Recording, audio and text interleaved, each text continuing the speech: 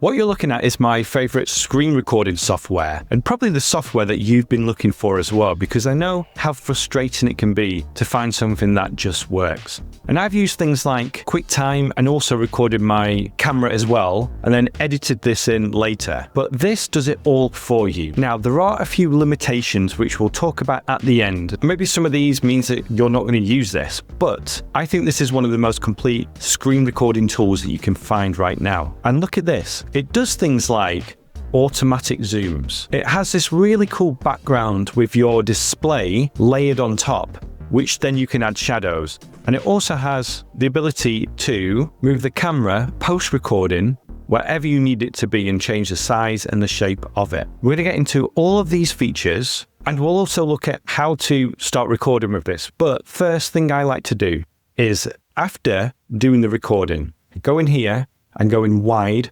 16:9 here. If it is vertical, know that you're going to have this kind of screen first, but as you zoom in, it's going to zoom in really well here.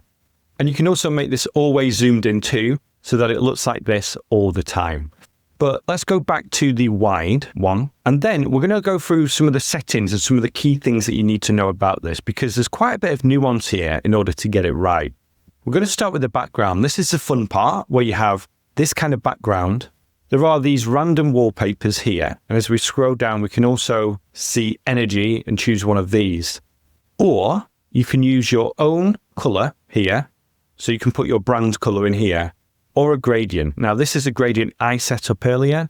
This is my go-to, but sometimes I think I'm just going to use one of these to make it nice and colorful. And later, we'll talk about how to save these as presets so you don't have to do this every time. Now, the next one is the cursor. I don't really mess with this personally. There are a few things here. You can change the cursor style. So we can have a mouse, for example, or just a regular cursor. We can hide a cursor. We can add effects as well, but I tend to just use this as it is. One more thing on the background that I forgot about, you want to change the padding. It starts off quite big. You want to bring it in, and I like to bring it in so that there's a little bit of a gap at the top and a little bit of a gap at the bottom. Okay, moving on, let's go to the camera position here. This feature is pretty cool. It can show your camera full on screen and then come back to small at certain points. Personally, I like to record an introduction if I make one with me on screen. But in a lot of cases, this is just going to work for the screen recording you want to do. And then as we scroll down, we can change that camera size. I like it around here. We can make it horizontal. We can make it vertical. Or we can go with the original. I like to do square and just bring down that roundness a little bit around here. That's my favorite, but this is something you can just mess around with based on your personal style. If you're doing something in that bottom right-hand corner, you might have to move it around for that part of the recording. Now, the next two are more specific if you want to do everything inside of Screen Studio and make it your editor. Because on this timeline, I'm going to use a shortcut. You can use a shortcut and clip things here, and then you can delete that part.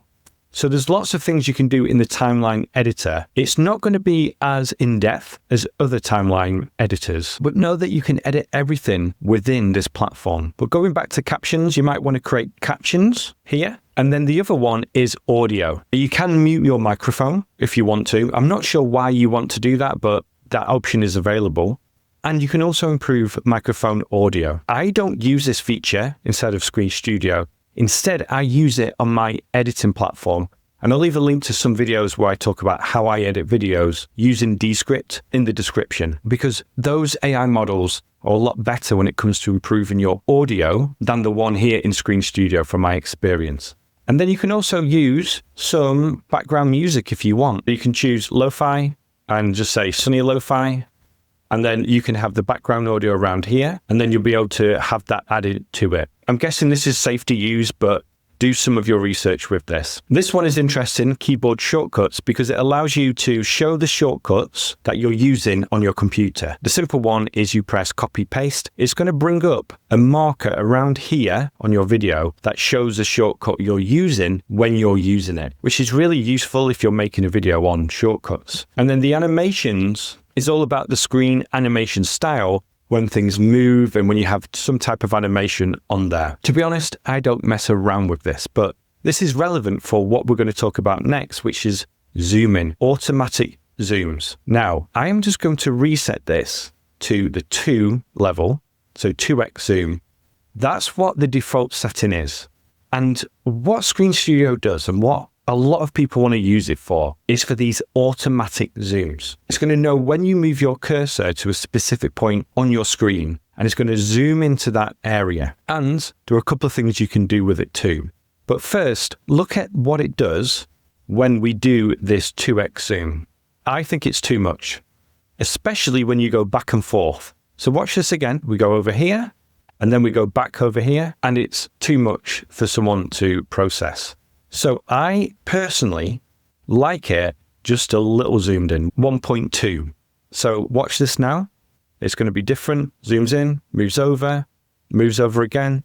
It doesn't move that screen when you're moving your mouse or your cursor within an area of that screen. That's my personal preference. And it also depends on how you initially record. But this is a really great feature of Screen Studio. So if I click on this here, you can also set your zoom level here too and apply it to all. So let's say I just move it slightly. I can now apply this zoom level to all of the zooms without having to go in here and do it manually. And then the other thing to know is if it doesn't quite get the zoom right, you can click on a zoom level, click manual, and then use this down here, which I'll have to move my camera post-production. Use this down here to then move where you want it to be. But for the most part, if your cursor is in the right place, the auto is going to work great. But when you're recording, you'll get used to knowing what to do with your cursor when you're recording. Now, the good thing is you don't have to do a lot of this every time you have a new project, a new video inside Screen Studio. Instead, you can simply go presets, create new preset, and name your preset here so that every time you do it, it's going to just work perfectly. For example, if I click Jaskew, it's going to give me the settings that I want to have for this channel. If you have another brand with a different background color and maybe a different style of recording, then you can do that again. If you're recording one that is vertical, you can have your brand name vertical, and it's going to save those settings every time you do it. The one thing that I find a little frustrating is that the export can be slow, especially if you're doing 4K, MP4, 60 frames per second, and the studio compression. I like to have those settings because I'm going to take this file and use it in video editing software.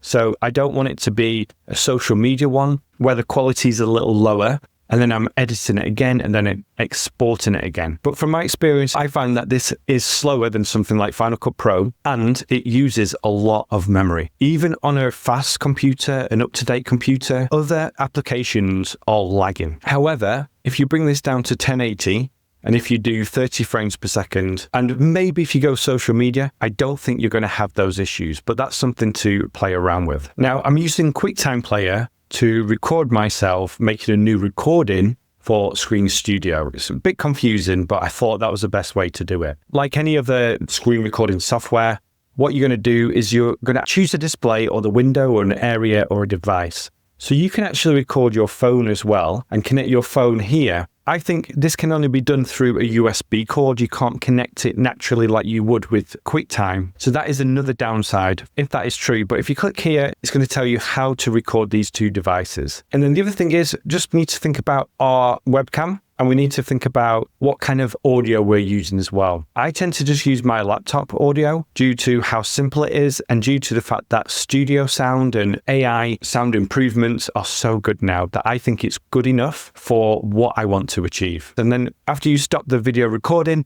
it's going to bring up this screen where you can then say, edit the video. So if you want to try this for yourself, then click the link in the description. It's my referral link. And then while you're in the description, check out the Descript tutorial where I talk about how to edit videos using that platform. And there'll probably be a card on your screen as well now. So thank you for watching, and I'll speak to you soon.